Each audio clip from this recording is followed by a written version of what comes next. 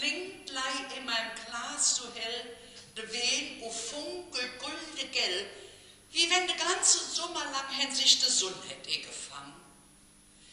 Ich ha Gedanke mir gemacht, wie kind ze stand, lei die gut sag. Zuerst de Winzer get genannt, denn hat bestimmt kein rechte Stand. Herr krieft, riolt, o schneit, o bind, et ganz Jahr he kein Rubal find. Gehet o blot sich Tag für Tag, ob et rennt, ob et schiebt, ob et belacht, und hofft, o bangt im ganzen Jahr, dat nit in Sus sein Erbetor. Bis dann im Herbst et is es so weit, da kimmt im Winzer sein Bezeh.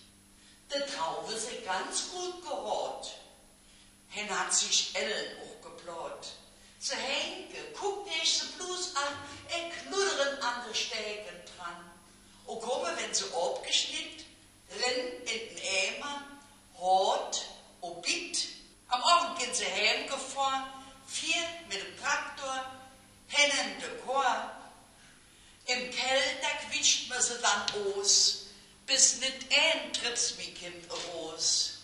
Der Saft läuft durch eine lange Schluch, bis in de Fässer ihre Buch. Dort bleibt der Wein, hat nichts zu tun, wie von der Quitscherei zu ruhen. O fängt aus purer Langweil dann auf einmal lot zu krummeln an.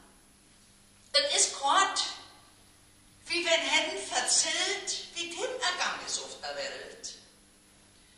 Erst zort, als hätte kein Courage, da kämmt so richtig hen Rage, o gluckst, o sprudelt, rülpst, o keimt, bis hen dann Uwen überscheint und hat sich auch zu guter Letzt komplett in Äfere geschwätzt. Verzählt dem Winzer, wie et war, am Stork im Wingert et ganz Jahr, o wie et him do no is gang. So schwätzt denn e paar Wochen lang, geht auch mir ruhig dann dabei, mich von der Busseligkeit sich frei, die er befallen hat, die ganz Zeit. Und endlich is es derweil so weit, dat aus dem Traubesaft is in richtig guten, guldige Wehen. Prost.